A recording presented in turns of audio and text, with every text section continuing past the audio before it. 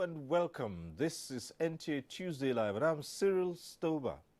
Now, as enshrined in the Constitution of the Federal Republic of Nigeria in 1999, the legislature is the distinctive symbol of the country's sovereignty, the index of its status as a state and the source of power exercised by the executive in the run of government. Now, when referring to democratic governance, whether parliamentary or presidential, the system of government that captures the mind as most as representing the concept is the legislature. For that's where the public sees democracy in action in the form of debates and consideration of motions, resolutions and bills. The legislator is the closest politician to the voter as representative of his or her constituency in the legislature, whether state or federal. Now, the legislature is the distinguishing factor between democracy and dictatorship. The most important function of the legislature is the enactment of enlightened laws for the benefit of the populace and the general function of executive policies and decisions. Now, the greatest authority which the legislature wields in a democracy is not so much the legal powers as contained in the Constitution, but its moral authority as the conscience of the nation and protector of the sovereignty of the people. Now, armed with all these, how is the legislature using these powers to promote democracy? As contained in legislative parlance, a mere resolution of an assembly could be more effective than a binding law. Now, why the gale of impeachments in state houses of assembly? How true is it that state legislatures are mere rubber stamps for the executive? These are some of the issues we'll be looking at tonight on NTA Tuesday Live. We'll have a distinguished panel of discussants. But first, let's get to see this report by Dennis Adegunloye. In 2015, newly elected members of the various state houses of assembly across the country expressed readiness to do their constituents proud and perform their duties with all sense of patriotism.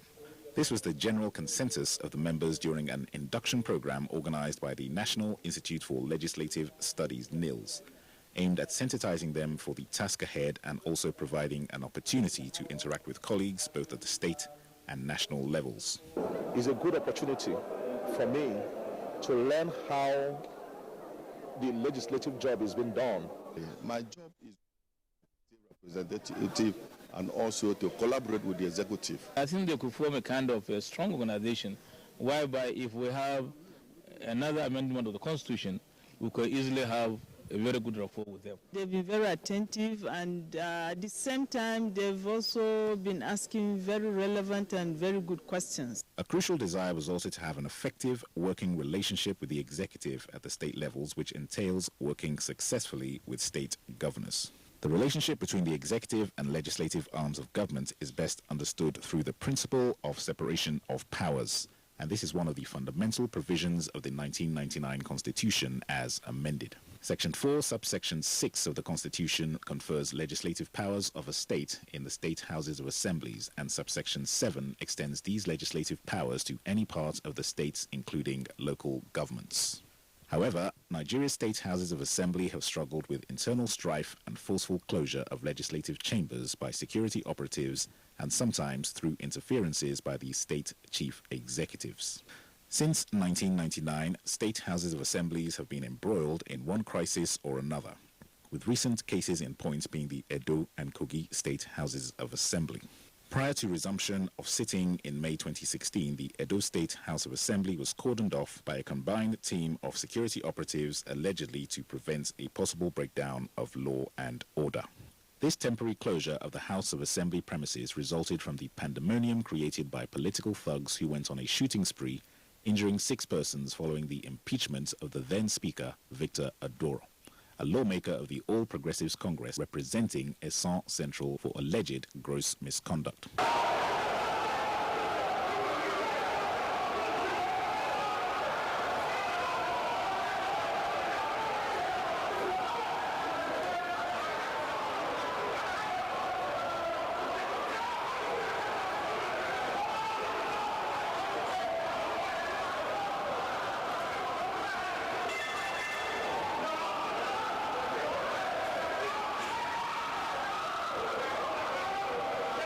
March 9, 2016, the House of Representatives, in line with its constitutional powers, decided to take charge of the Kogi State House of Assembly after a purported removal of the Speaker, Momo Jimoh Lawal, by 5 lawmakers in the House.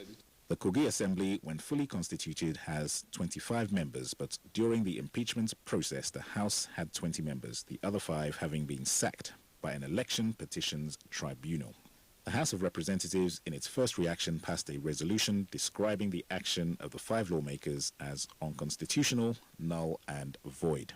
The House of Representatives resolved that the 5 lawmakers failed to comply with the provisions of Section 92, subsection 1c of the 1999 Constitution as amended, noting that under the circumstance it would be forced to invoke Section 11, subsection 4 of the same Constitution if the Kogi lawmakers did not revert to status quo. Despite the powers afforded to state legislators, a major hindrance to effective operations is the overwhelming influence of the executive in governance, creating the impression that the legislature is inferior because of the control exerted by the executive over resources, particularly finance.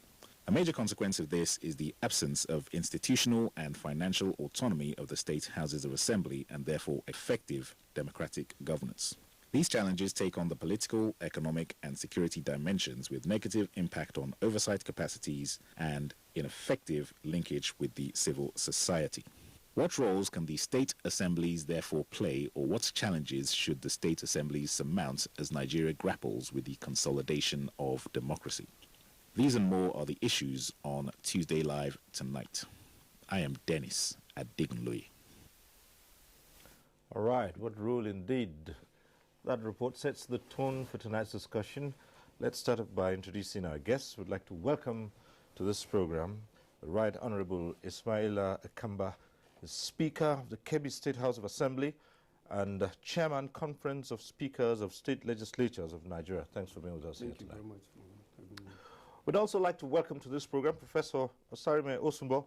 He's a professor of law, a former governor of Edo State, a former senator, and also a former chairman of the Nigeria Law Reform Commission. Thanks for being here tonight. Thank you. Good evening. All right. Let me also welcome to this program Dr. Erisa Enladi, a gender and youth advocate. Thank you, and good evening, Nigeria. All right. As we always do at this program, we acquaint you with the procedure at the appropriate time. You can get to be part of the discussion in the studio. The various platforms will be on your screen. You can take advantage of them. For those who will be calling in, as we always say to you, when your call is passed through, do us a favor, turn down the volume. Just reduce the volume of your TV set. That's the way to avoid a hurlback or the echo. And the best way to know your call has been passed through, you would see your name appear on the screen. Once your name appears on the screen, it means that your call has been passed through, and you can just go straight on with your question or comment. We encourage you not to bother too much about greetings. Just go straight to the point, make your comment or ask a question, and our guests will be willing to address such issues as you might raise. So welcome once again to NTA Tuesday Live, and let's begin to look at the issues at stake. And let's start off with the chairman of the Conference of Speakers of State Legislatures of Nigeria, and that's the Honorable Ismaila Akamba, Speaker of the Kebbi State House of Assembly. And let's start this way and look at the level of understanding and the role of the legislature in consolidating democracy, especially at the state level. You think that we really understand the role of the legislature?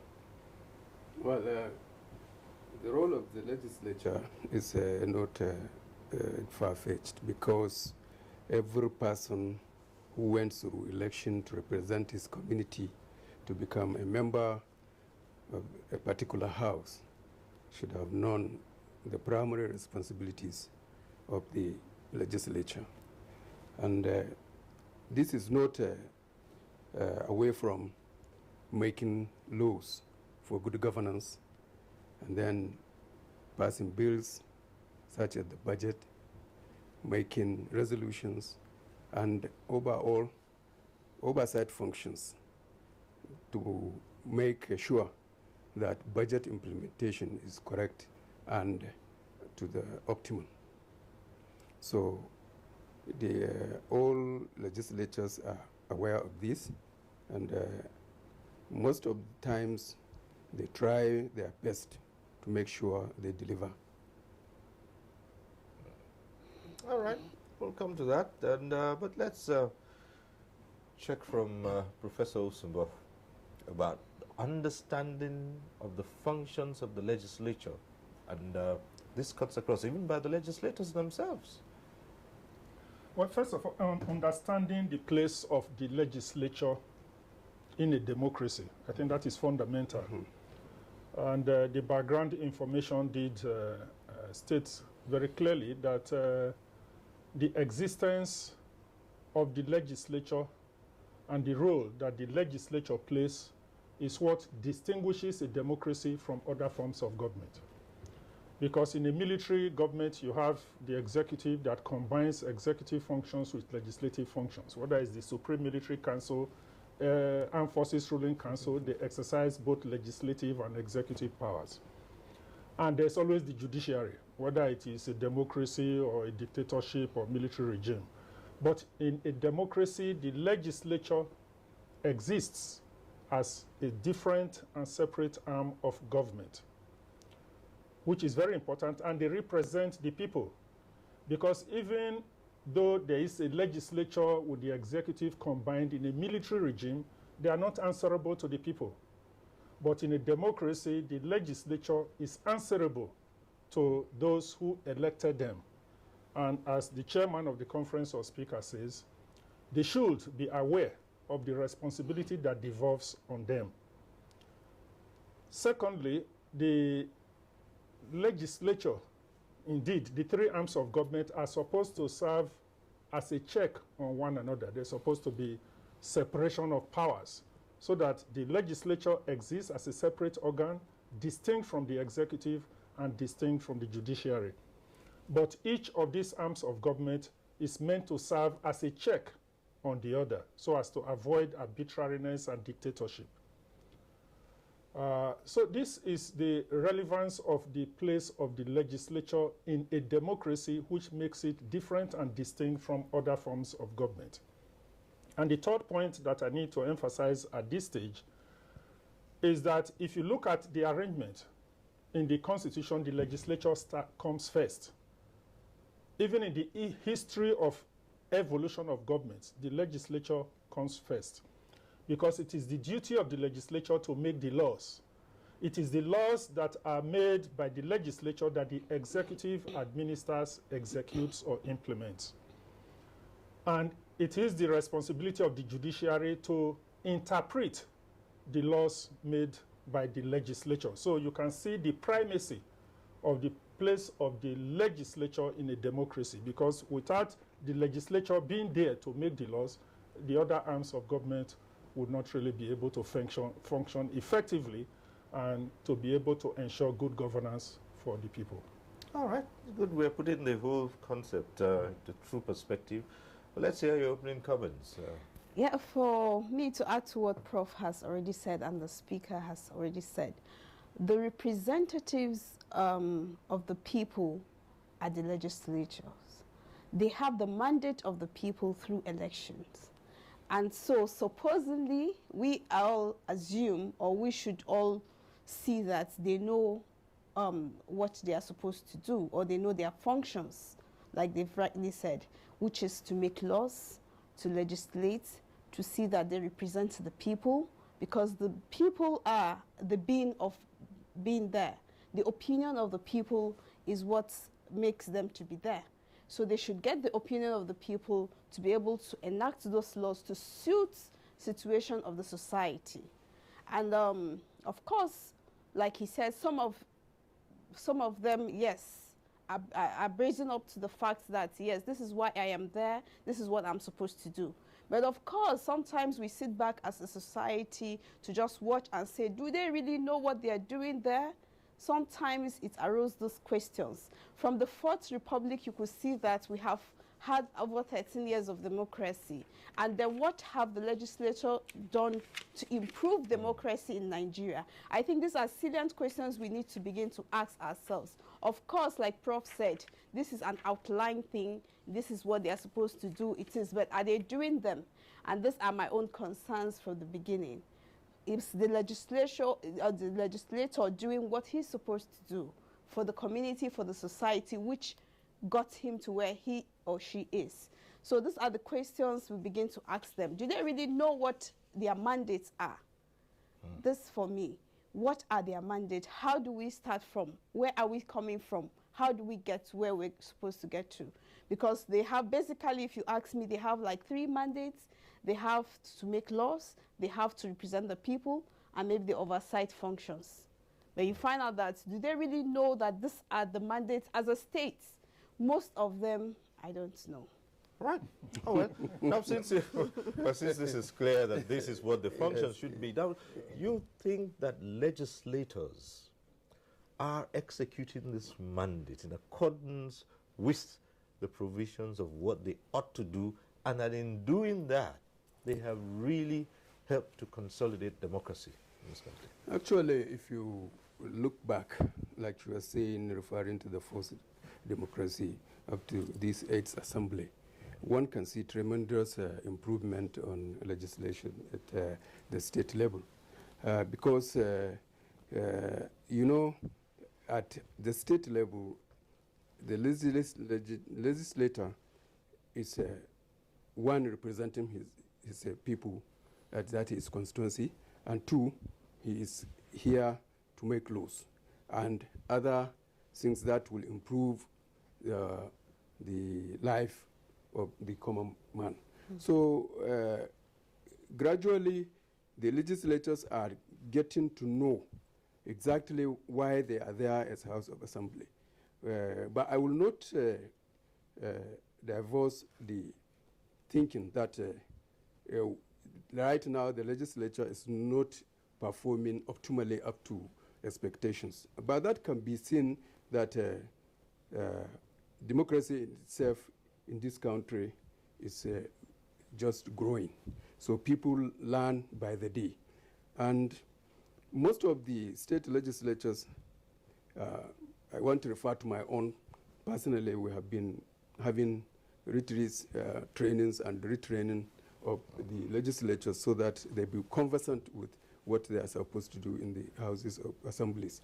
And whatever is there, the legislature is a separate arm of government, like the professor said, and its distinct functions are well spelled, and we try to meet up all what is expected of us at that level, at this point in time.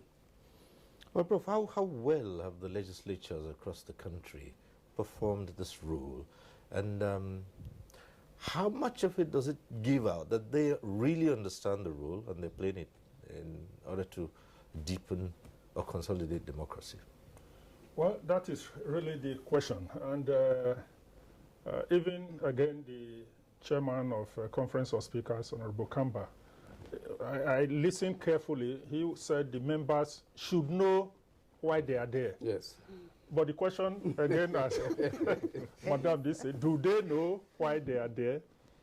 So it may seem, I think it will be an overgeneralization to say that everybody who struggles to be elected to the State House of Assembly knows why he is going there. Because there may be some who have other motives in seeking election to the State House of Assembly, and that is really a problem. There are a number of constraints, a number of factors why the legislature, particularly at the state level, may have performed below much expectation. Certainly, putting them side by side with the performance of the National Assembly at the federal level, I would say with a great deal of confidence and sense of responsibility that the National Assembly, the legislature at the federal level, at the national level, performs its functions much more effectively than the legislature at the state level. There are a number of factors that can explain, account for this. One of them is financial independence, ability to be able to stand their ground and maintain their independence in the face of an overbearing chief executive, governor of the state. At the federal level, for instance, the National Assembly is able to exercise its powers without fear of the executive.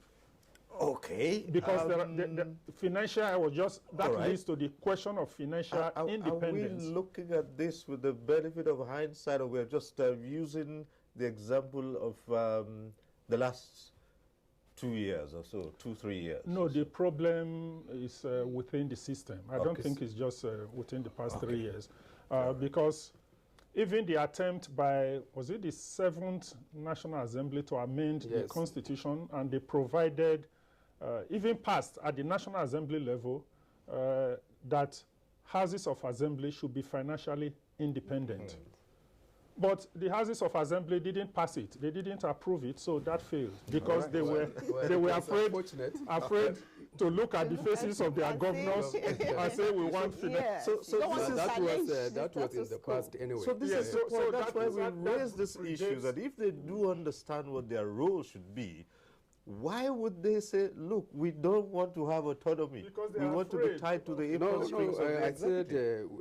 I said it, that we have improvement over the years. Okay. Right now, the National Assembly is trying to alter the 1999 Constitution so that the state legislatures will have their own first-line charge.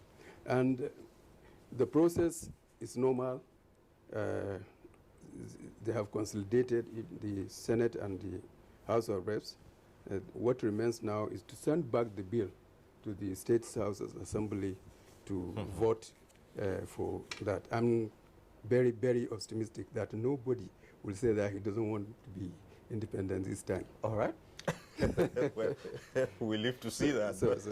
So actually, the predicaments, the problems at the state level, it always revolve around that financial autonomy as said by... Yeah, but it also goes beyond that.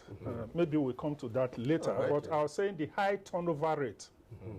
Because the Honorable Chairman mentioned training, that members are being trained, they are more conversant with what their responsibilities are.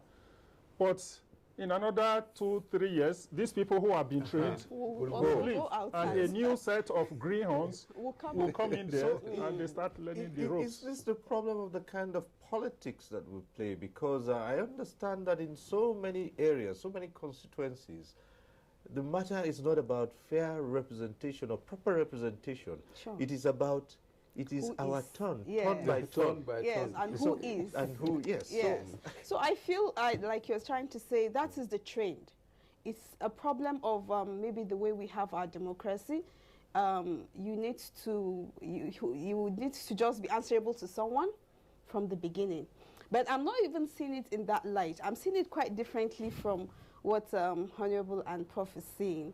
I'm seeing it to see that when we elect you to go represent us, you would come back to us and say, this is what's happening there. Can we have this feedback mechanism? There you also learn from us. There you also have some feedback which you would go to improve and mitigate all these things. Because when they rejected the 7th Assembly, he was trying to say, if they've come back to the constituents to say, look, this is what is placed on the table. What is the way forward? What do you think as a constituent? What if we can be part of what they are doing, if we can be part of the whole process, because we sent you there to represent us? Can you come back to hear what we have? Can you come back? In fact, their constituency office are not even functional. They don't even have, most of them don't even have that.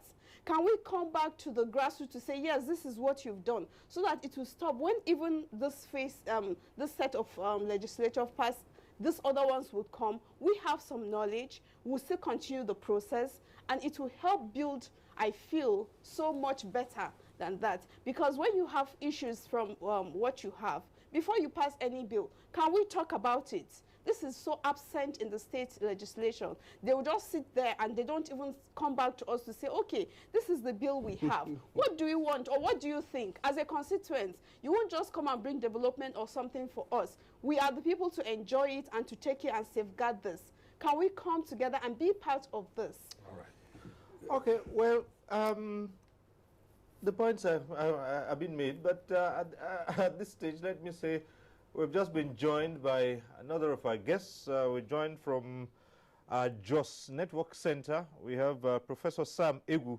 of the Department of Political Science, the University of Jos. Professor Egu, nice of you to join us on this discussion.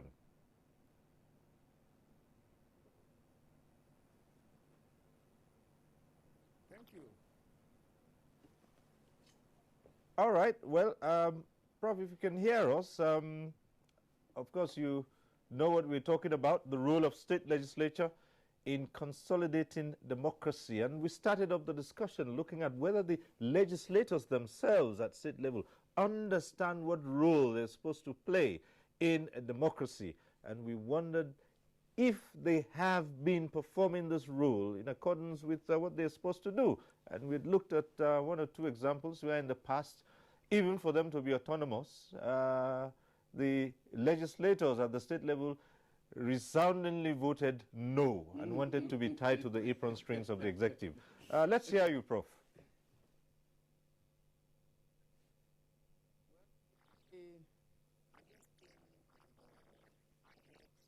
A lot of discussions going on. I think all of them speak to the problem that we are trying to explain this night. But I think I would like to go a little bit back to look at what I consider to be the entire foundation of governance at state level, and why state legislatures cannot perform at the optimal level. And you need to go back to the very process of selecting people to run for public office, especially at the state level. We have a very ruinous patronage system that is controlled completely by governors.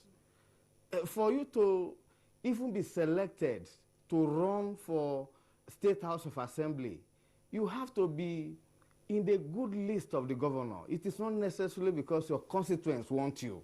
It is not because there is a transparent process of selecting candidates in which you are the most popular, and therefore, governors recruit people they want into the assembly precisely because they want to control power at that level. And that is why you have a structural problem on your hands. Yes, there's problem of turnover rate, which is very high. There's problem of capacity, compared to the legislators at national level.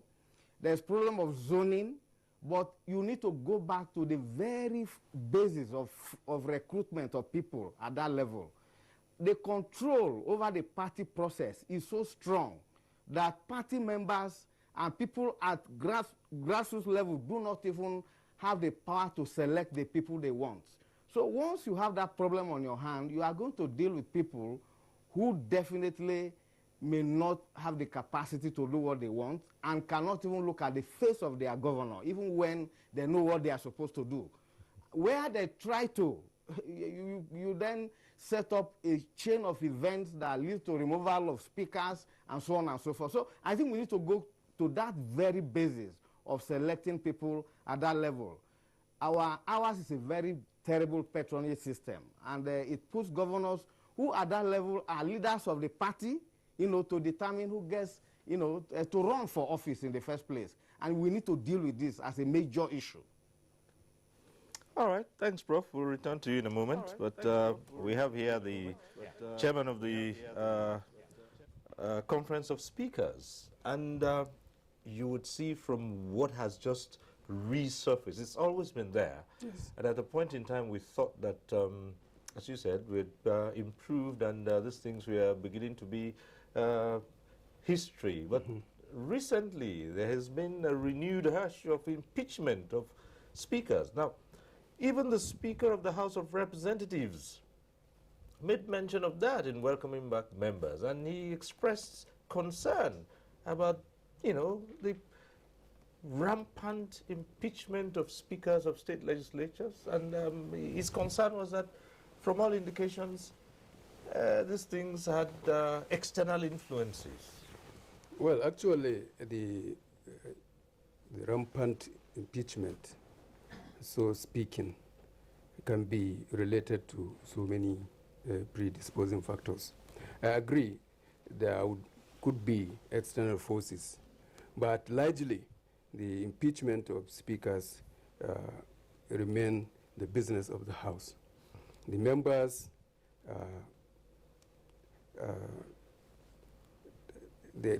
have the right to choose the speaker, and if he's found wanting, they can also remove him. Oh, yes. The problem here is the speaker is just first among equals, and there is no any laid down regulations to impeaching the speaker. Let me explain. For example, if you want to impeach a governor, first of all, you have to know why. Enumerate the reasons why he should not be there. Give him notice. Notify him that you are accusing him of so much, so let him explain. If you couldn't do that, then you go to the third stage, where maybe a panel, of, from the chief judge of the state. All this through before you said you can impeach a governor. But for the speaker, there is nothing reserved like that. So today, it's a lot easier. It's much more easier. And there it doesn't all depends have to on be any cogent you see, or serious reason. No reason should be given even. No reason. bound to You give can just arrive Like him, tomorrow. like him. Some people will just gang up. They'll say they impeach the speaker, and there is no any reason why the speaker should be impeached, and he's not going to be allowed to, even if there is allegations, to protect himself. But all the same, at the conference of speakers, we always look at what happened if a speaker is impeached. Like you said in Edo and Kogi and even Abia recently in Jigawa, if we sense any abnormality in impeaching the speaker, we come in, because that of Edo, we have to go to this the state assembly to register our disagreement over that, and the House of Assembly, the National Assembly, did all it could, but at the end of the day, it stands. But if it is the members that met and said they want to remove their leader or their speaker, there is nothing anybody can do over that. The only thing we are doing now is to try to make the legislature much richer, to understand that somebody has to be there, and if he is not by any way out of control, they should allow him to perform.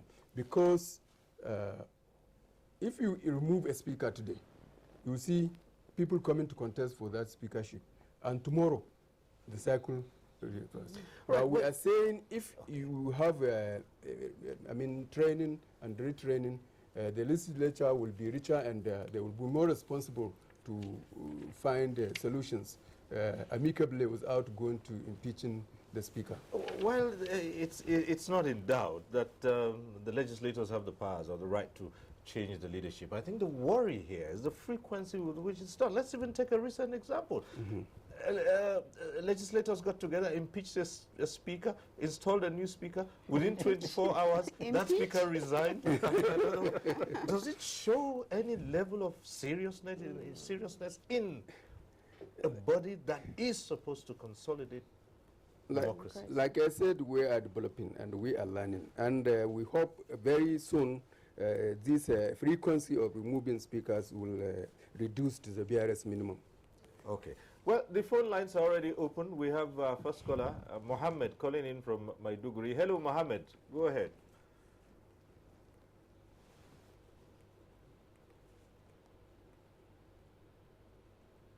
Hello, Mohammed. Are you with us?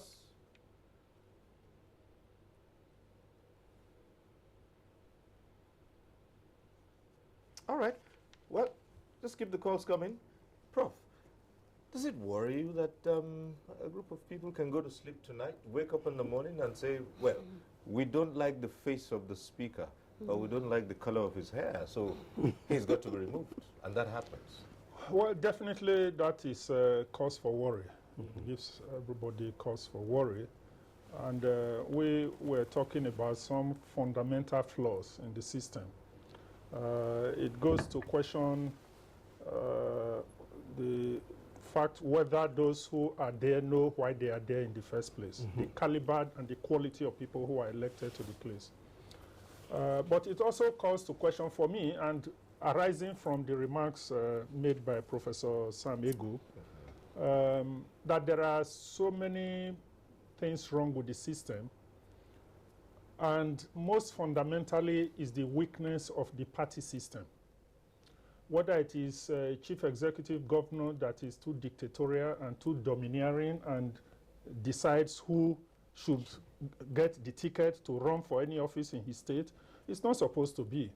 Where the party institutions and party structures are strong, then you will not have a situation where one person, whether it's a governor or whoever, is deciding what happens in the state, who gets the ticket to run for what office.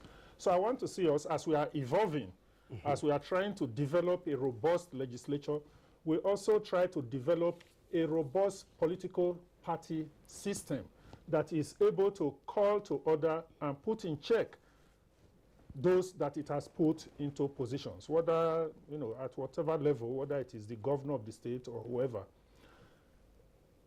As of now, the parties are weak vis-a-vis those that they provide a platform to get elected into particularly executive positions. As a country, Nigeria, we must try and ensure that we encourage the development of strong parties. People always refer to what happened in the Second Republic, how powerful MPN was, and how powerful the chairman of the party, Adisa Akinloye, was. And the fact that nowadays you don't have chairmen of political parties wielding that same kind of authority. That when a chairman of a party enters into a party meeting, everybody stands for him. Yes, really. Whether it is the governor or the president. But now I don't know how many people are people are prepared to stand when the party chairman, whether at the state level or the federal level, comes into the person that they would tremble and stand for is the president at the national level and the governor at the state level. If you're at the local government level, controls the purse? if you're at the local government level, it's the chairman that commands a lot of influence. People don't know who is the chairman of the party at the local government level. But when the chairman of council appears, people, take him seriously. So I think that is something we must look at, developing the party system and ensuring that it is the parties that will decide who gets the ticket and minimize the influence of the chief executive in deciding for the party who gets the party ticket to stand for elective office. All right, let's go back to the phones now and see if we can get this call through from Port Harcourt. Samuel is calling in from Port Harcourt. Hello, Samuel. Yeah, good evening, ladies and gentlemen. Yes, good evening. Yeah, my contribution is that this issue of what is happening in the country presently now, this the state, is a serious defense for everybody. This issue that is getting on is causing a lot of problems in the country. But look at the state government having a very strong influence over these men in the House of Assembly. Every decision they take is bound by what the government gives to them. They don't have power of their own to take a decision that will affect the entire state, which all the constituencies they represent, because they are just sponsored by these men to go to the House of Assembly. Operating there, every decision they take there is influenced by the person they represent. And there is no how they can carry out decision of their own independently without the support or the backing of the man they represent, or who picked them to go to the House of Assembly. So I think it's something that the whole nation or the whole country should talk about, most especially about the issue of this godfather in the House or a political party. So these things, if they are not addressed, they will continue to affect the political or the politics in the House of Assembly. So I think the political party should have influence over the party, not the government itself. All right. Like as we are seeing it all over the country now. Okay. This is my contribution. All right. Thank you very much, Samuel. Thank you. Who pays the piper dictates the tune. But even course. if you say the parties, like, well, when the parties think about who controls the purse, they naturally gravitate towards yes, who that and person I is. am still of the opinion that if the legislators, of course, you will not overemphasize these issues. We will not just throw them away. They are there. But when the legislature understands that he is there for one, to represent.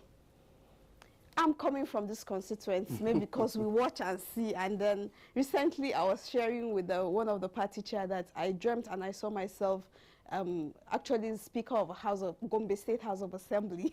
And he said, congratulations. And I wonder what I will be doing there. And I said, if I go there, a lot of things have to change. We need to come back to the status quo. What is the essence of this? Okay, one is for us to represent these people. Are we doing that?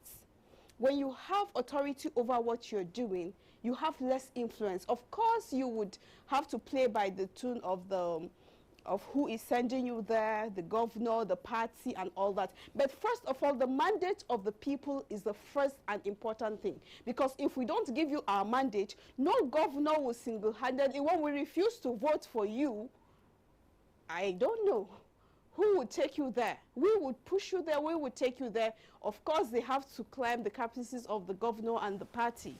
But of course, if the constituent said, no, we're not voting for Erisa, we will not vote for her. So they have a lot of control over that. If the legislator will look at it and say, because our mandate more is to be answerable to the constituents, can we do what we're supposed to do? And another thing is to also do the oversight functions. When you go out to do those oversight functions, you oversee it. You're not quarreling with your executive, no. You're just doing what you're supposed to be. And it boils down to understanding why they are there. So if you understand this principle, controlling you might, because you know what you're doing. At the end of the day, you go out, Your Excellency, yes, this is water, yes, the people say this water can be here, you know, things like that. I think that is what democracy should be all about. It's not just sitting to make the laws, but also follow up to see that these things are followed up and the constituents is not, is also carried along. All right, we go over to Niger, where we have Haruna calling in from Niger State. Hello, Haruna. Oh, well, looks like we lost the call from Niger State. But let's go to Jos and Professor Samigu. Now, you're one for going back and looking at how we have evolved here. You think the main problem is as a result of not understanding, that's among the generality of the people, not understanding how important the role of the legislature is. You think that's it because we still see people who just get into government just to have power. That's the important thing, and not about representation. Now, the argument is, if it's all about acquiring power, then representing the people's needs is at the lower rungs of the ladder, and so staying in office. And that's why you want to pander to the whims of whoever it is who put you there. You know, I think the tragedy of what we are actually discussing is that if you look at our constitution, the legislature that we have, in theory, is not a rubber stamp legislature. The powers of the legislature are very clear in terms of the vital linkage function that the legislature serves, in terms of oversighting the executive against the backdrop of a culture of executive dominance. And then if you look at the key functions of the legislator himself, and if he's conscious of that, and he is to be legitimate at the end of the day, you have to represent properly, you have to oversight, you have to contribute to policy making. I think the Constitution is very clear about these powers. I think what is missing, and I think there are three elements of them. One is that we don't even have a proper election, you know, taking place in this country. I mean, until 2011 and probably 2015, you really could not say this particular person was properly elected. It's a culture of selection, of writing results, of politicians not mobilizing votes, but, you know, I mean, mobilizing voters, but mobilizing votes. So, in the first place, people are not properly elected, and they do not even own any obligation to the people. I think that is very key. The second one is that because citizens know that they are not the ones electing these people, there is also no sense of reclaiming their mandates. Because after all, you know, the process that produced so many of them, you know, was really not a product of people voting and the votes counting. You know, so once you have that, then you have a major problem on your hands. So that linkage between those so-called elected and those who are electing them is not there. And if you go back to the history of our country, in fact, beginning from the First Republic, despite the provisions that you have, there is no successful case of recall. Again, that raises a fundamental question about what is the level of awareness of citizens and constituents in terms of their power to recall a legislator who fails to perform. I'm not even talking about the fact that the process is very cumbersome, but what is the awareness that people have that if this particular representative fails to deliver on the basis of his promise, we have the power to recall. Again, the whole question of democratic citizenship is missing in our country. So you really need to address this structural problem, and people themselves need to know. And let me make this point, which for me is the most important, is that for people to know that they have obligation, they have to be properly elected. They should know that they are in the assembly because of the votes of the people. If that is not there, there's a problem. Okay. If the constituents themselves do not properly take part in the election of their representatives, that connection is also not there.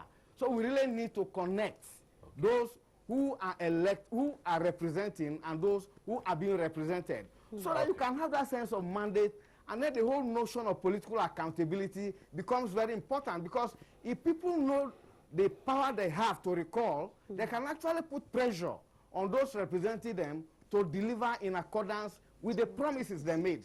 So we really need to do a lot of things to make the legislature, especially at lower level, effective. Because as you go down from the national level to the state and to the local level, governance diminishes and disappears. And this is a major problem that we need to address. All right, back to the phones. Thanks, Prof. And Uchenna is calling in from Lagos. Hello, Uchenna.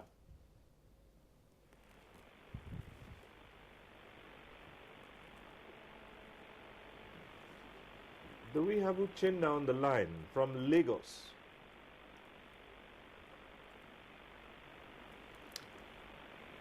Yeah, good evening. Yes, good evening. Good evening. Good evening, Uchenna. Go ahead.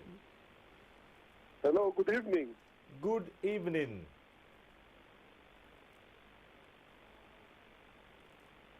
Hello, good evening. Oh. Uchenna, your name is on the screen, so go ahead. Yeah, I think good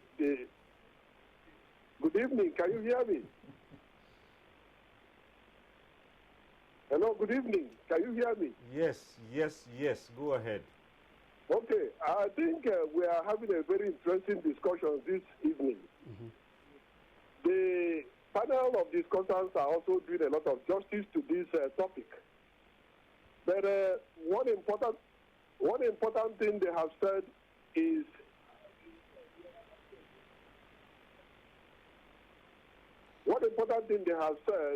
the party structure.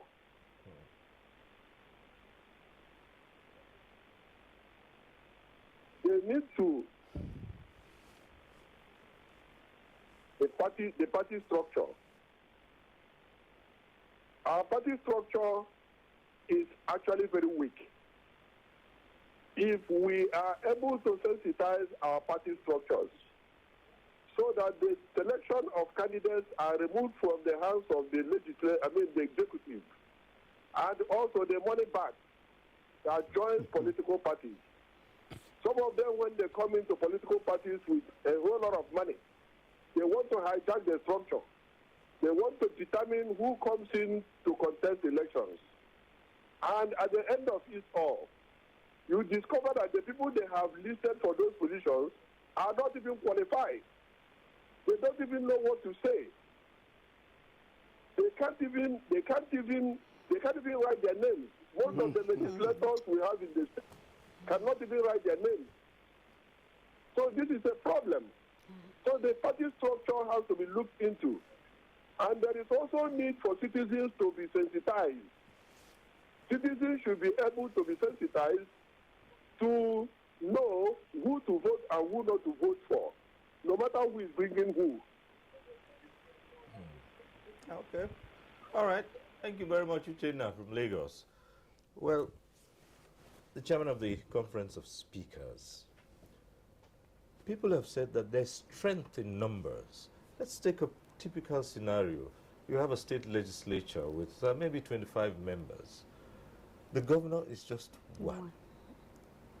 Would it not be, if the legislators understood their roles, would it not be virtually impossible for one individual to influence the leadership of, 25 who have all accepted that, the speaker is first among equals?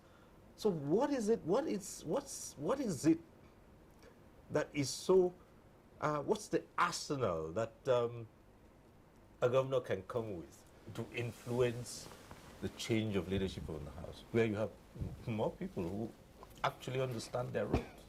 Actually, what the last speakers had been dwelling on about interference from both the executive, from the party level and whatnot, is a contributing factor of, I think, I would say, the past. Let us watch what will happen if we live to see 2019. I'm sure the general populace are being educated. And with this development, like in my opening remarks I said, the polity is developing. And people are getting much and much aware every day. I think I can say comfortably that gone are the days that somebody will decide for the people whom they should elect. I'm pertinent that we are coming out of that woods.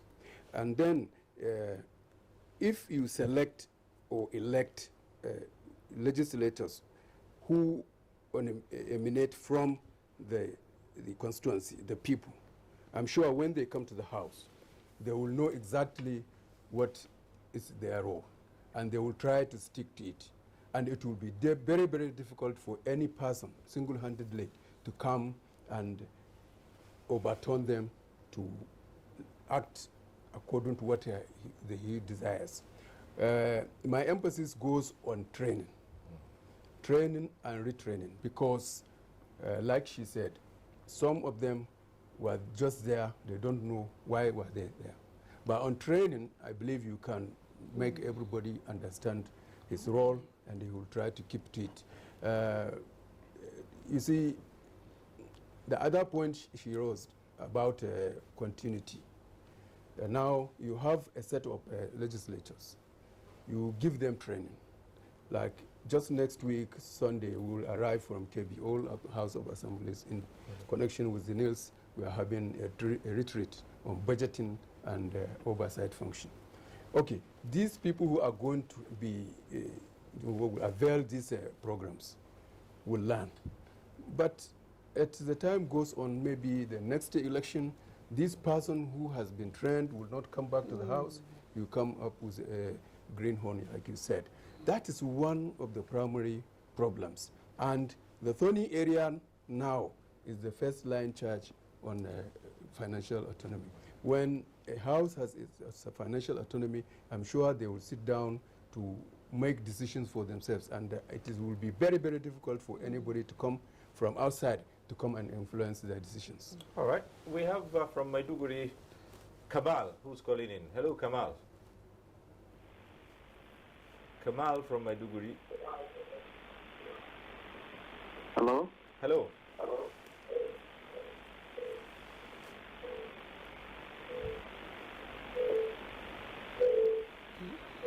Hello? Yes, Kamal, go ahead.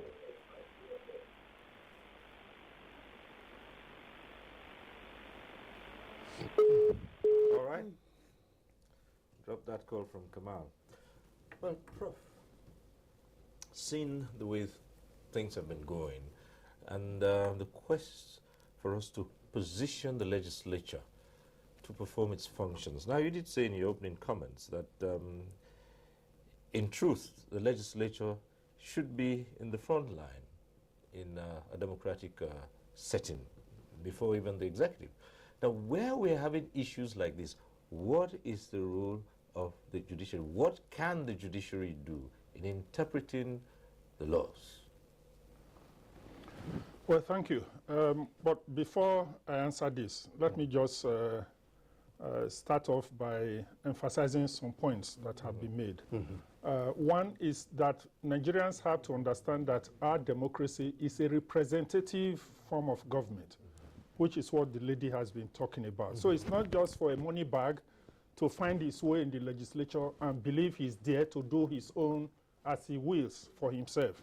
He must bear in mind that he's representing people, and there has to be this feedback mechanism going to the constituency, relating with them and representing them. He's not there to represent himself, he's there to represent the people who sent him there. That is one. The other is about enlightenment. The honorable member talked about training of members, but I always want to emphasize public enlightenment, training of the people for them to know the role of the legislature, the importance of the legislature in the scheme of things. I say this bearing in mind the prevailing public reaction to the National Assembly in 1999 when we got there. You know, one of the first, can I say, issue of public concern was the furniture grant. And that generated a lot of, a lot of issues, a lot of debate. People say, oh, the legislature, they should be scrapped. After all, we don't even need them. People express those kind of views. But I am happy that you don't hear those kind of remarks anymore. People are not saying, oh, away with the legislature. They are just a cog in the wheel of progress. Let the executive give us good governance. We don't hear that anymore, which is to say that the public has come to recognize the important role that the legislature has to play in a society. Another, a rider to that, which I won't go into in much depth, is the argument as to whether it should be full-time or part-time. I think anybody who knows the duty, the functions that the legislature is performing in our presidential system of government should not be talking of part-time legislature. The other point is as to why do governors exercise so much influence? Why are they able to influence what happens in the House of Assembly? The simple reason is patronage. He has the patronage to dispense. Even within... Or putting it in the very common palace, the money. He has money. He has the cash. So he can starve the House of Assembly if they are not doing his bidding. If he says, remove this man as speaker, and they don't do it, he can starve them of funds. So they just have to carry out the governor's wish. But much more importantly, even the leaders from the members' constituency, the governors can also reach them. That this person you people elected is giving me problem in the House. And you find that the leaders will abandon the person that they elected because he cannot, give them what they want. These are some of the realities that are playing out, which is why, to answer your question, the governors, even though it's one governor, he can wield power which surpasses that of 25 elected members of the House of Assembly. That is just a quick answer to that question. Now to come to your question as to what role can the judiciary play, complementary role in deepening democracy. Their primary duty, as we all agree, is to make laws. Is to interpret the laws that have been made. And they've done that, by and large, done it very creditably. However, in recent years, we find situations where, in my view, some judgments are not a reflection of what is in the Constitution or what is in the law. That some judges descend into the political fray. They become politicians. And they say, we didn't descend from Mars. We are also Nigerians. There are judgments where they've expressed those kind of view. We are also Nigerians. So we're also interested in what is happening. So they descend into the political arena, which is not meant for them. And if they do so, and they begin to suffer the consequences of what happens within the political arena, then that will be a problem for the entire democracy. So I want a situation where the judiciary adheres strictly to their role as spelled out in the Constitution, which is to interpret the laws and to serve as check and balance to the other arms of government. But if they want to say, we are also Nigerians, we want to be involved in the politics, then they should be prepared, because the political fight can be dirty. Really? And I don't think our judges should be exposed to the kind of heat and fight that happens within the political arena. All right. At this point, we'll take a short break. When we return, we'll look at other aspects of how the legislature can consolidate democracy. Stay with us on NTA Tuesday Live. We'll be back shortly. Nigerians, our fearless officers and men of the Nigerian military are winning the war against Boko Haram. Today, all occupied territories have been recovered and Boko Haram has been degraded. Our affected brothers and sisters are getting their lives back.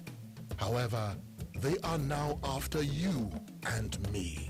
In our mosques, churches, schools, motor parks, markets, entertainment centers, and public gatherings.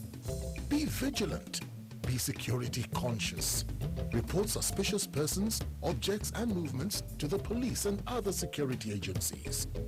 The security of our nation is a duty for you and me. Nigeria unite against terrorism. This message is brought to you by the Federal Ministry of Information and Culture. The struggle for independence had been a long and tough one.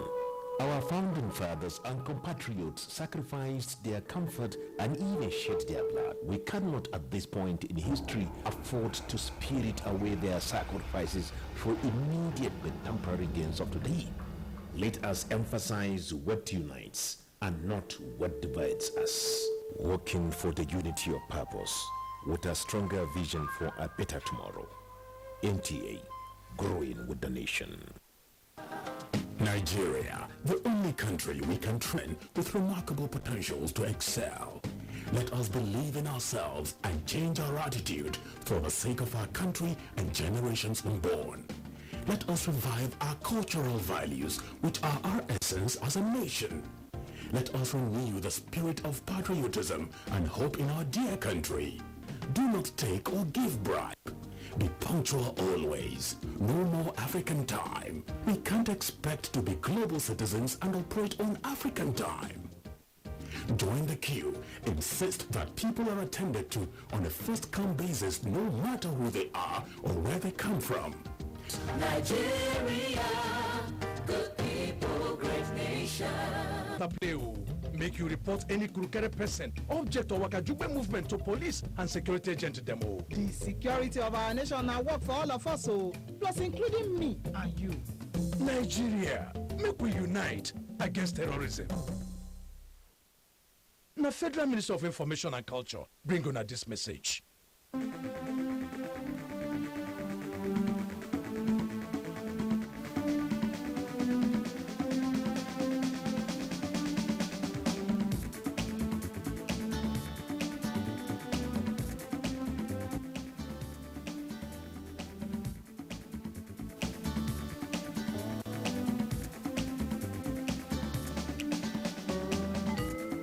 NTA Tuesday Live, a network issue-oriented innovation talk show.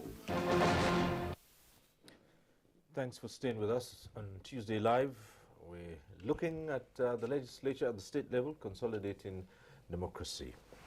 Well, there's the principle of separation of powers, and a lot of Nigerians wonder if this is playing out really in the states, given the fact that it's been alleged, and our discussants here have debunked it, that it's not true. Professor Samegu said in theory that the legislature is not a mere rubber stamp. But looking at it in practical terms, there are many Nigerians who would say, look, we have a master somewhere behind the scenes, and all he's doing is moving the puppets the way he wants them to be. And in a scenario like that, how do you begin to, deepen the principle of separation of powers? Of course, like we've all trying to say earlier, separation of power in theory, if you read the concept, is beautiful. Everybody knows this is what you're supposed to do. But in reality, they are puppets. They are just figureheads in the hands of whoever that is manipulating them. How to get there?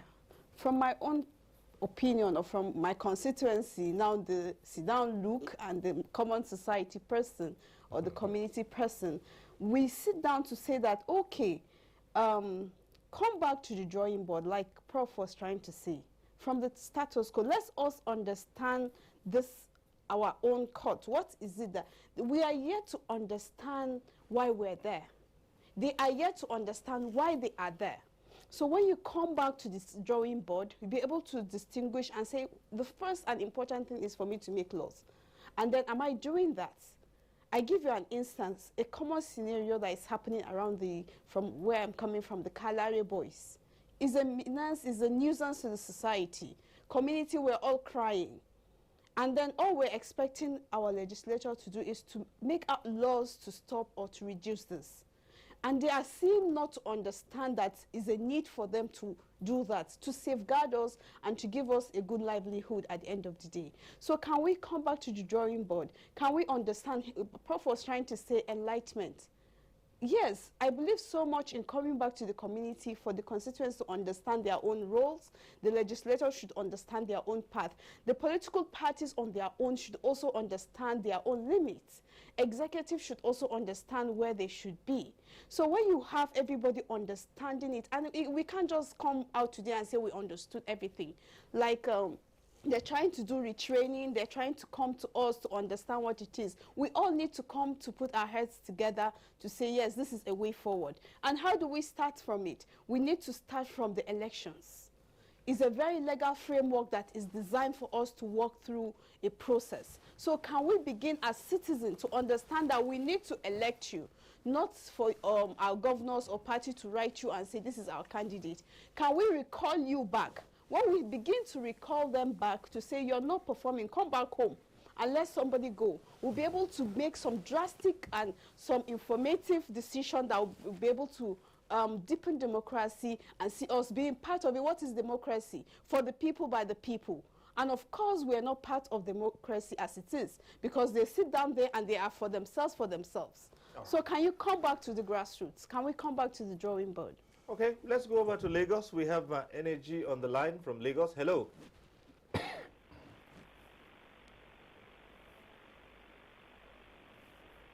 Energy from Lagos.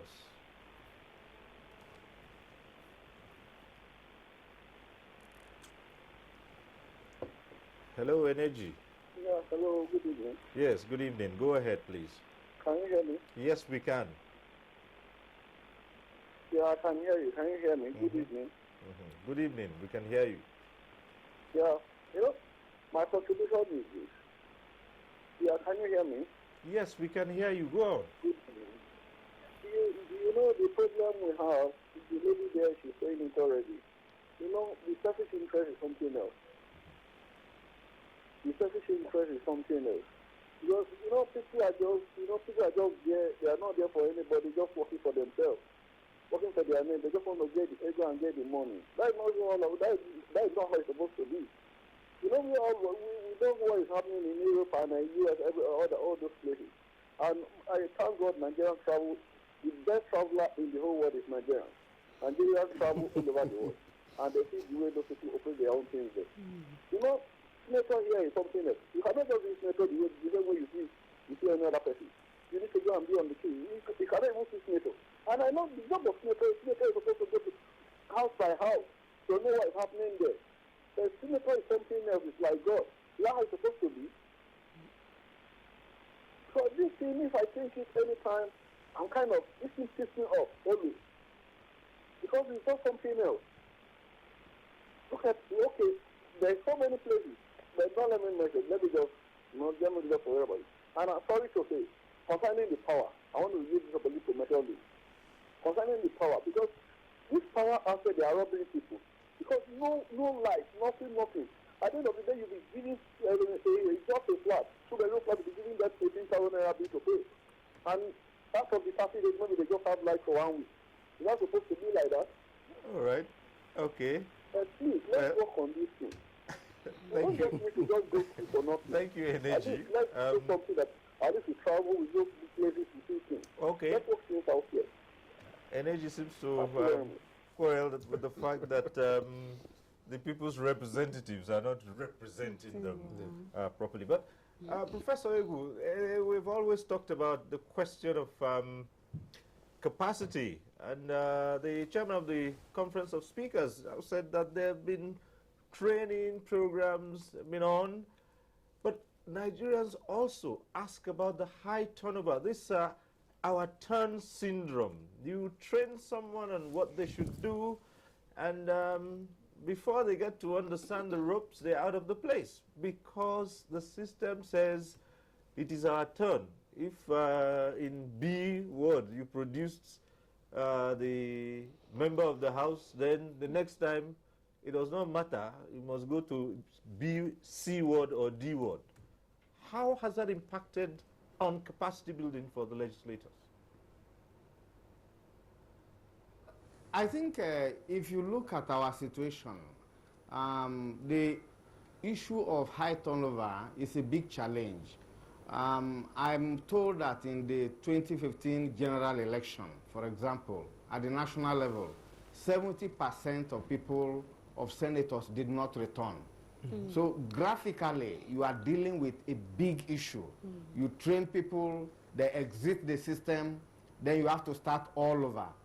But this is a choice that we have to make as a country. We are a diverse country, and we have been one of the best examples in the management of diversity. So you have diversity at all levels. And because you have to deal with the challenge of diversity, you have to implement some level of politics of accommodation, of zoning, of giving everybody a sense of belonging. So that itself is a high political value. But what I think is important is that we should build the institution. If you build the institution and understand the importance of the legislature in the process of governance and the whole implication of the theory of separation of powers, then we are going to get it right. Because in terms of the challenge of diversity, we don't have a choice. It's a structural, problem that we need to deal with. But let me make my point on this. I think one of the challenges that we need to address is that more often than not, legislators are caught in between the contradictory demands that they have to deal with. At one level, they make promises when they are campaigning. We are going to give you this, we are going to give you that. Legislators are not executive members. So they make promises that they cannot fulfill. Their mandate is to make law. Their mandate is to carry out effective oversight. And therefore, if you make promises that you cannot fulfill, you have to go to the executive in order to prepare for your re-election, because in Africa, all politics is local. At the next election, people are going to measure you in terms of your performance vis-a-vis what you promised them. So you therefore have to abandon your core duty of being a legislator to be able to go to the executive, pander to the needs of the governor or whoever is there, or sometimes even chase after contracts to be able to deliver things you have promised your constituents, which really is not your fundamental responsibility. And I think the choice that they have to make is to face their core mandates and then leave executive function to the executive. And this is very important, because once you make promises you cannot deliver on, you therefore have to move away from your core duty. Of course, the flip side of that is that because you make promises to your constituents, they come back to you to make demands that you cannot fulfill. Again, the logical consequence is to mortgage your power as a legislator to be able to satisfy your constituents. So that is a major dilemma that we need to deal with. But in terms of zoning, in terms of trying to manage diversity, and trying to give every part of the community a sense of belonging, that is built into the makeup of our system. And it's not something that you can easily overcome. And I think we need to dialogue around this. Yes, because but it's also a tool for managing diversity. Yes, Prof, but to what extent would you need to go for, you know, in order to carry on with this diversity that you talk about? To what extent? And at the expense of what? And at the expense of what? And at the expense of what? Take you back to the point I'm making. Nigeria is one country that has consciously prepared for managing diversity. The choice of a federal system is one of them. We do a lot of constitutional politics to placate people. And what I'm saying is that, yes, you can say, well, keep a senator for 20 years as you do it in the US. There are benefits associated with that. I'm not in any way questioning that. But the reality also is that you have different elements of society that are also crying for representation. So it's a question of, you know, trying to deal with these challenges simultaneously. What I'm saying is it's not going to go away. Yes. That you have a group of people who say, look, we have never been represented. The way we play our politics is not something that you can just wish away. I'm simply saying that dealing with the problem of diversity is part of the challenge of our own governance too. So it's not something that you can simply say, we want to be like the US, where you have a senator that has been there for 30 years. So it's a problem. Isn't that a reflection of what's been said is the reality that service is not about service really. It's about having a go at the resources. Because if you have a representative who performs his functions properly, should it matter that the only thing that's important here is someone from my ward should be there and not that person, irrespective of the fact that he's performing or not? Because in the long run, it is all about resources. Because what you hear people say all the time is that, Village A has always produced, because it is assumed that when a representative from Village A is there, he will take all the resources to A. Therefore, B must be represented so that they can also get a bit of the pie. Well, as all said and done, there are so many problems inherent to these issues. Like Doctor was emphasizing on constituency awareness. It is very, very important to make the people to be aware. If you elect somebody as your representatives, know his functions. And a representative or a legislature is not there to come and distribute money to the people. But he is there to make laws, to bring development to that particular area. Let me ask you to that just hold on a while That is the here. quest of every representative, to see that a project 1 or 2, 3 is carried out in his constituency. And I think that is enough for the people to understand that that representative is doing what he's supposed to be doing. All right. But let me just ask you to hold on a bit here, because still on this issue, we have someone who's been calling in consistently on from Gumbi, right? And Kabiru is on the line.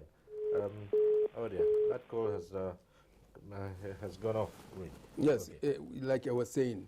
But now, as a representative, when you go back to your constituencies, you're going to go back to your constituency, the first thing you will encounter, people who come to you for so many demands that you cannot make as a legislature. So I always emphasize on the general public being aware, make awareness program for the general public to understand who is a legislator and what is expected of him. In any given state where they said that government is performing in terms of rural infrastructure and whatnot, it all emanates from the State House Assembly. Okay.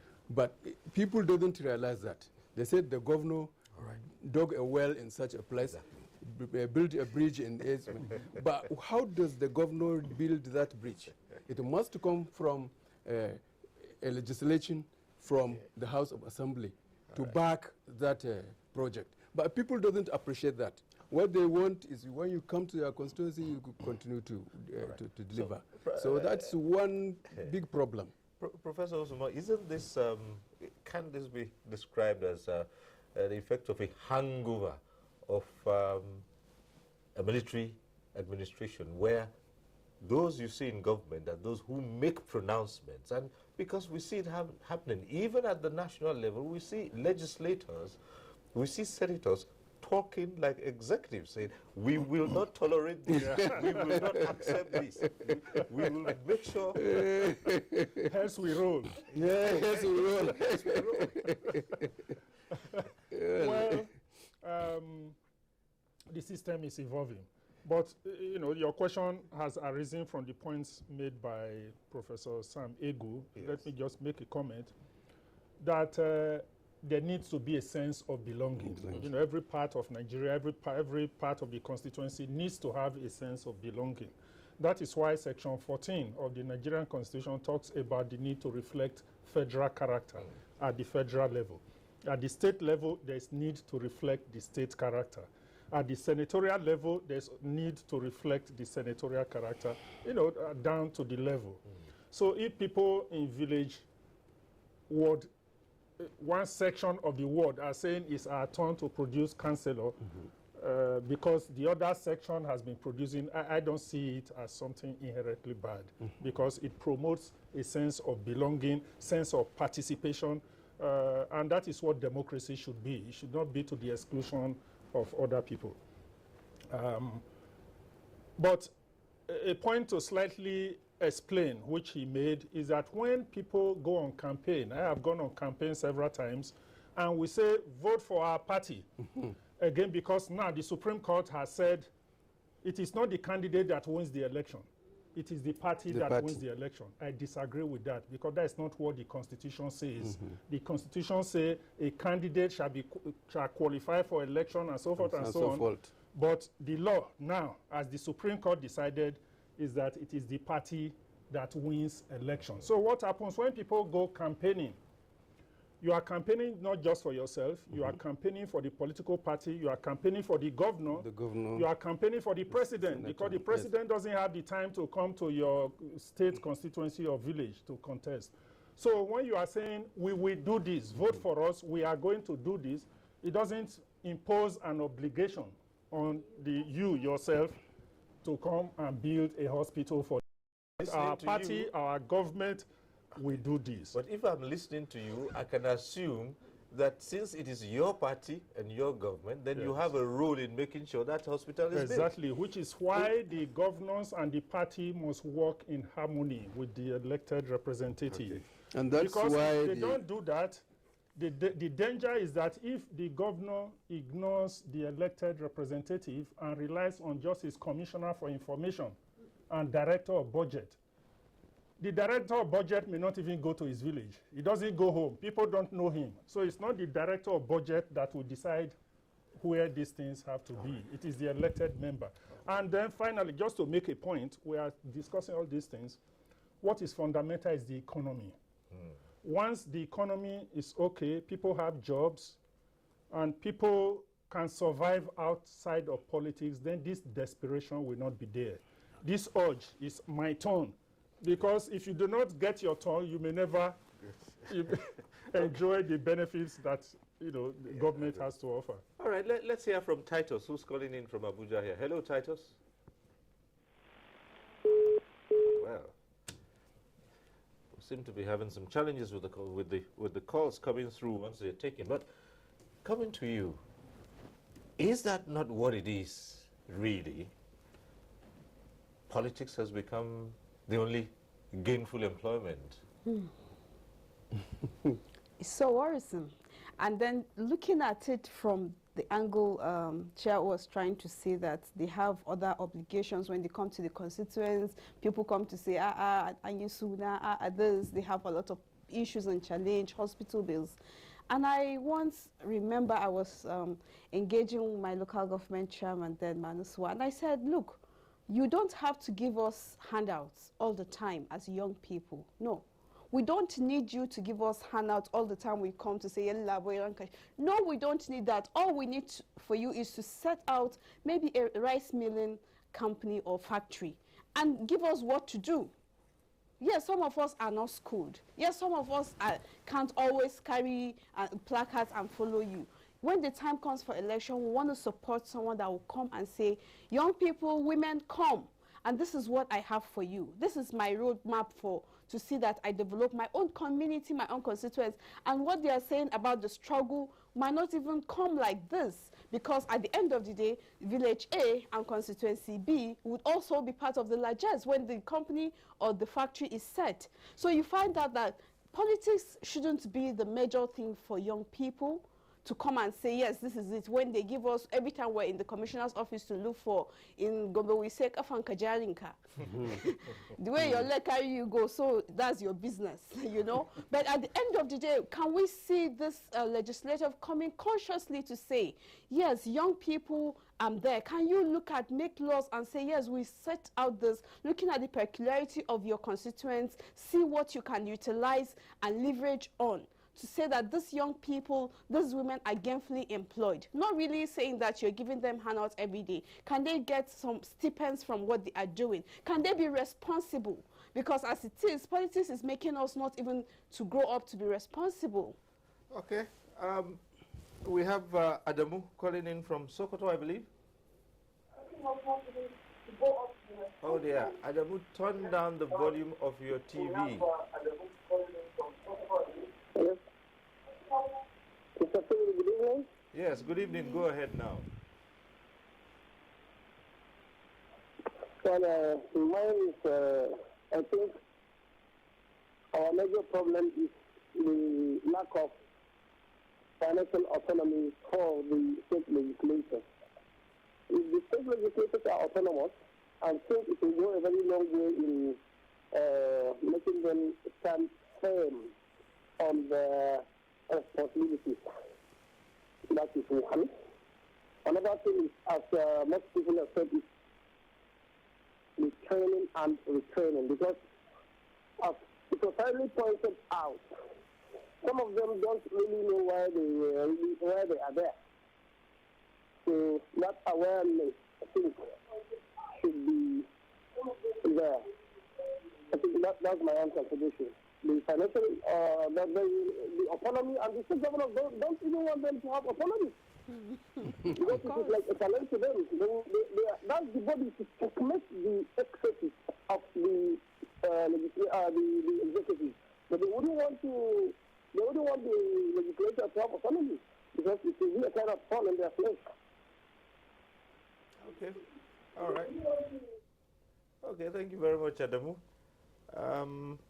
Let's go over to Jos and again to Professor Sam Igu. So, what is the role of the people themselves in supporting the state legislature to perform their functions spelled out in the Constitution? I think from all the discussion, I think it's important that the people themselves are sufficiently educated to appreciate the role and the limitation of a legislator. If that understanding is not there, if it is not sufficient, they will not make the right demand on the legislator. Making the right demand means asking the legislator to fulfill the core mandate of representation, of participating in lawmaking or in policy making, and in carrying out effective oversight of the legislature, of the executive.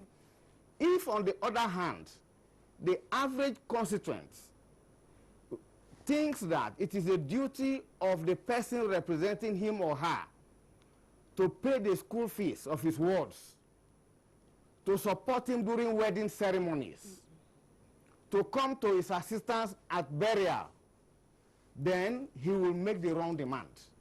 So it's therefore important that we have a sustained program of civic and political education for the people to know exactly what are the roles and responsibilities of the legislators, and to be able to frame their demand correctly, so that they are asking them to do what the Constitution expects them to do, because that is at the core of political accountability. And I think it is also important that the people know that they also have the opportunity to recall a representative that fails, to fulfill the obligation to the people. Although I do have a problem even with the process because of the cumbersomeness, such that you need to invest a lot of resources, into removing a legislator that is incapable of performing. But what is important is that let the people know the exact responsibilities they have and frame their questions and demands on the legislator correctly. All right, thank you. Let's go over to Kaduna. We have Abdul Salami who's calling in from Kaduna. Hello. Hello, sir. Yes, go ahead. Good evening. Good evening. Go ahead. Oh dear. All right. It would seem that we lost that call. Okay. So, back here in the studio in Abuja, with the chair of the Conference of Speakers, is there a way, since at the start of this program, we agreed that there's no laid down procedures. I mean, people need to change the leadership in the state legislature. They don't even have to give any reason, as long as they can just get together. And so we've seen cases where even fewer than 2/3 of members of the legislature have come together and removed the leadership. Is there anything the legislators themselves, as first among equals, is there anything they can do by way of prescribing methods and reasons why, they want to change leadership? Yes, actually, the present setup of the Conference of Speakers is also worried about this rampant removal of speakers, sometimes without no cogent reasons. And we started looking inwards because we don't have any law to protect that. So we thought we have these standing rules of every House of Assembly. The unfortunate situation is that the standing rules are never harmonized. The standing rule of a given state is not the same as the sister bordering state. So the Conference of Speakers is thinking of harmonizing these standing rules, and maybe within those standing rules try to create some criteria for removing the speaker, if that is required. But it has to follow some some laid down regulations if we can be able to harmonize these standing rules of the various houses of assembly.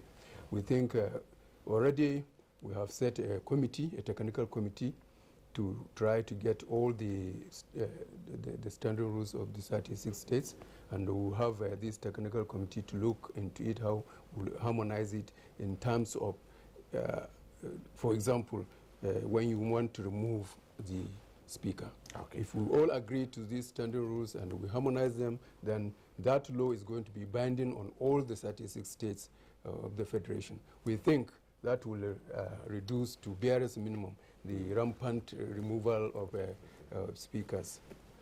Okay, Port Harcourt. Kenneth calling in from Port Harcourt. Hello, Kenneth. Oh, there. Lost that call as well. Well, Professor Osumbo, how can executive-legislature relations be improved as to allow the legislature play its role in lawmaking, carry out its oversight functions properly? Again, it's just a matter of each of the arms of government respecting the powers and functions of the other organs as laid down in the Constitution or other laws. There has to be mutual respect and a willingness to allow the system to work in accordance with the Constitution. People have to respect the Constitution. And particularly the governors in the state, the governors, because some of these weaknesses that we are talking about, that we identify in the legislature, is actually very often orchestrated by the governors. So the governors have to, not all the governors, but some of the governors. And one particularly bad example, which I can cite, is the case of a House of Assembly, one of the houses of assembly of the states, where the governor went to present his budget. I think it was for last year. He got there and said, well, this his budget is meant for the development of this state. And there's something in it for every constituency. And I'm sure that none of you will oppose any development coming to your constituency. Therefore, I don't see any of you opposing this budget. Is there anybody who doesn't want development in the state? They said no. So those in favor say yes. Those against, and he called his aide and brought it. He came with a gavel and knocked it and said the budget is hereby passed. That makes a ridicule of the entire process and doesn't show respect to. And you can imagine that the speaker, they will be there, they won't touch one figure in that budget. That doesn't accord the legislature the respect they ought to have. All right, let's go over to Birnin Kebi. We have Farouk calling in from Birnin Kebi. Hello, Farouk. Hello, Farouk. Yes. Good evening, Mr. Yes. Cyril. Go ahead. Yeah, I'm here again. Good evening. Good evening. Good evening. How are you? Go ahead, please. Good evening. Good evening, Mr. Cyril. Are you hearing me? Go on. Yes, we can hear you. Yeah. Mr. Cyril, first of all, before I make my contribution, before I make my own contribution, I would like to commend you for your tremendous effort for the making this program a very lively one.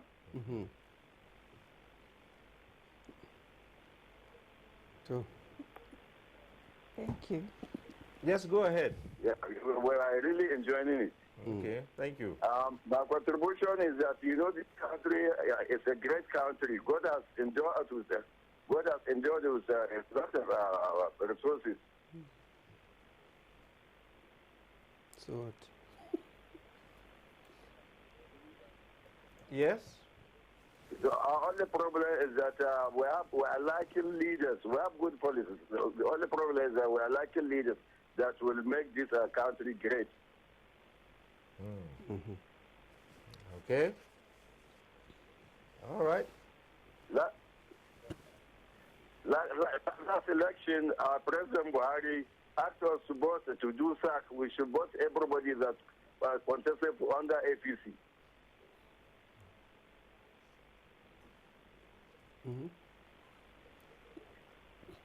Yes?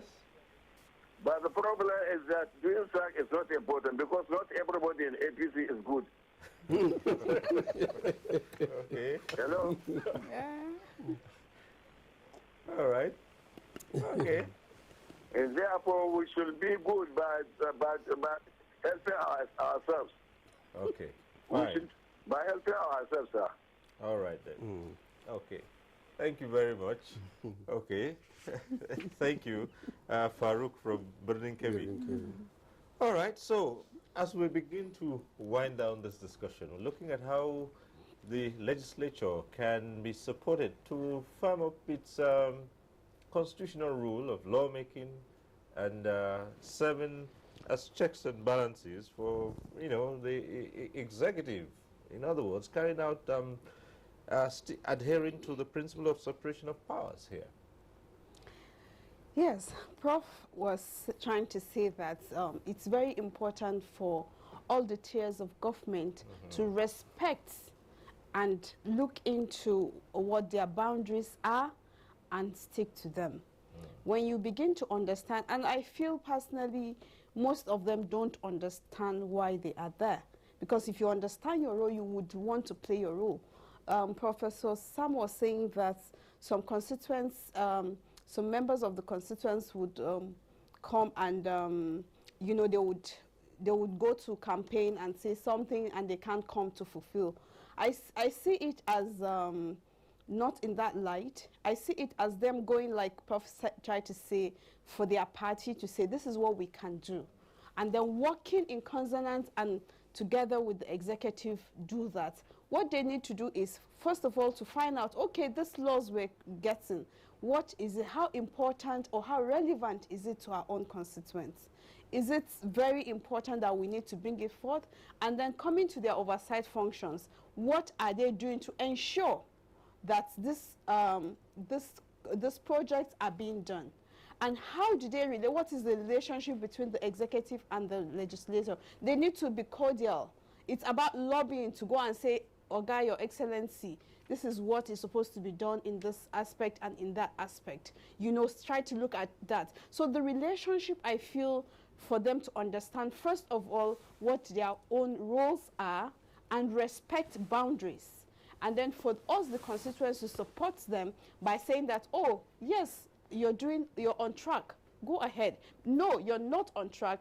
Can you come back and this is what we want? When we begin to have this kind of interaction, from the beginning, I said the constituency play a lot of very important roles that you would not just normally see. Sometimes we just say, can we call us to a town hall meeting? How many times would my state constituents call to say, come together, let's talk about development in our constituents?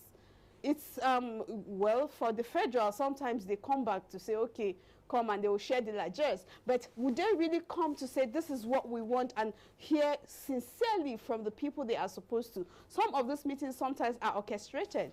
You don't get to say what you're supposed to say. So can we start and begin to understand our own roles, even as citizens, even as our own constituents? Can we understand our own part to be played? Professor Sam was saying, yes, we need to be educated. Civic education is very important. We need to understand why the legislature is there. It's not to come and share largesse and share the cake. No. The executive governor should also know this is why the legislature is there at the first instance. From there, you'll be able to make a lot of, and you see synergy, and we have development more come to us. All right. Professor Sabiwu, in summing up your contributions tonight, would you subscribe to a drastic restructuring of the party system, like the way we have it now? And so, because you hear people still talk about even the faulty Second Republic that the Second Republic people say was faulty. You still have the element, you had the element of party discipline over and above political office holders. Would you push for a drastic restructuring? Thank you. You see, the health of a democracy is often a reflection of the health of the party system. And I'm happy Professor Sumbo, in trying to respond to the question as to how the executive and the legislature should work together, he made very valid points, which I simply want to add to by saying that at the core of the problem is that you have a dysfunctional party system. A party is voted to govern. A party controls the executive and controls the majority in the House of Assembly and cannot properly, govern. Then the problem is the party. So if the party in power controls the legislature, it should be easy for the party policies to be implemented. So you therefore require a party system that is functional, a clear program manifesto that is developed by party and which is a platform of governance. So we really need to return to the party system in order to reconfigure our democracy. And I think the Conference of Speakers can help us a lot in terms of learning a lot of lessons from the legislature at the national level. The House of Representatives at every cycle sets up, they set a legislative agenda, and they are very clear about where they want to be at the end of 4 years. State assemblies should copy from them, partner with civil society, and be able, to collaborate with those that can enrich the policy process at state level. In that way, they can learn a lot of lessons and help us deepen governance at that level, because it's a major missing link in our democracy and our quest for development. All right, thank you so much. And we have the chair of the Conference of Speakers. Well, you had Professor Sam Egu, and how you and your colleagues, yourself, can push for the change that's needed. Actually, I'm positive that this desired change may come. Why I'm saying that is because people keep saying some of the legislators don't even know why they are in the houses of assemblies. But naturally, every person knows that in this system of government, there is this separation of powers, federal, state, and local government. And before you seek election into State House Assembly, I'm sure you will know primarily why are you going to be in the House Assemblies to represent your people. Then what the professor is saying is very, very possible at the state level, but it always go back to that first line charge, the capability, the capacity of the state legislators to have their ways on doing things without interruption from every other place. So I am very positive that whoever will live to see 2019 election will see difference. This issue of people interfering or selecting or electing a person, I'm sure will be something lesser than we have seen before. Let me just quickly bring it down to a personal level. How stable has your legislature been in Kebbi? Well, in Kebbi, since we assume, I think we have been very, very stable because we have been performing our functions, and we have not in one time be interrupted in any way by the executive. If we say we want to do something, we do it the way we want to do it. The only thing I would be very frank with you is you are weakened whenever you have a project and you have to go back cup in hand, begging for funds to do this and to do that. If you come tomorrow, come today, come tomorrow, the next time you will say no. And immediately there is nothing in your hands that you would want to do something, the whole system collapses. But to say that Kebbi State, since I became the speaker, up to this time around, we really have a good time, and we are doing our jobs rightly. Like I told you, just next week, Sunday, we'll be coming in collaboration with NIDS for training. And all this has to pass through the executive because we don't have the capacity to do it. And if we didn't approve this capacity, then so you can see the relationship between us. Yes, I'm talking the truth. All because if we don't have a good rapport with him, we cannot go to him to get approval for capacity training because we don't have the capacity to the funds for our training. So in Kebbi State, we can say it's fair all the way. So, and that's why the next time around, when it's put to the legislature, the question, the issue of autonomy, we expect that the result would not be what we saw in the past. Really, we are bent to that. It's not this time around. It's not a 2/3 majority. We want to give you 36 over 36 states. All right. Yeah. Well, Cyril Stober, let me just quickly make 2 or 3 points. The first, you've taken a lot of interest as to how there will be less of this impeachment in the state houses of assembly. Let me first of all say, I don't like using the word impeachment. All right. Because the word that is used in the Constitution is removal. Removal. Impeachment is not the same thing as removal. President Bill Clinton was impeached, but he wasn't removed. So the Constitution talks about removal. I prefer to use the term removal. The Honorable Speaker has mentioned that something is being done, and hopefully we'll see less of this happening in future. Yes. But I want him just to bear something in mind. First of all, the Constitution empowers the legislature to regulate its affairs in any manner as it pleases. So even if such a rule exists, it is still subject to the freedom and the liberty which the members enjoy under the Constitution to regulate their proceedings. Because even the Constitution says that a governor can be removed for gross misconduct. But what is gross misconduct? Gross misconduct means whatever the members decide. So even if you say a speaker can only be removed for gross misconduct, at the end of the day, if they don't like your face, that is gross misconduct. And no court can decide as to whether that is gross misconduct or not gross misconduct.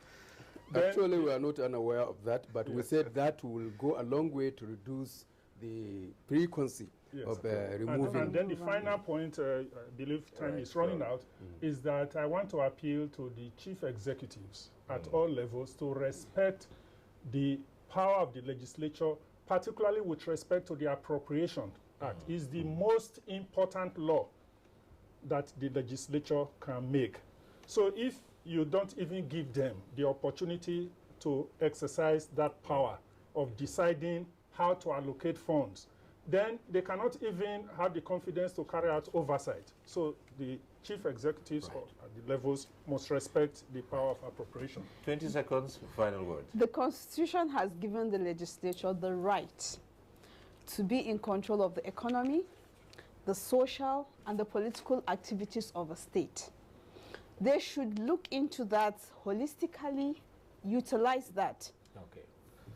And then we'll see development, inshallah, at the end of the day. Like he's saying, we're looking for 2019, by the grace of God, to see that what we're talking about, they are listening, and they would look into that seriously to see that they make a difference at the end of the day. All right. And it is at this point we'll have to leave this discussion. As I always say, no one program can cover all the issues. But we'd like to say thank you to our guest tonight, the Right Honorable Ismaila Kamba, Speaker of the Kebbi State House of Assembly and Chairman Conference of Speakers of State Legislatures of Nigeria. Thank you for being here. Thank you very much for having me. And thank you also to Professor of Law Osarime Osubo, former Governor of Edo State and former Senator, and also one-time Chairman of the Nigeria Law Reform Commission. Thanks, Prof. Thank you very much, Doctor. And thank you to Dr. Erisad Alladi, gender advocate, gender and youth advocate. Thank you for being here. Thank you very much. Thank you.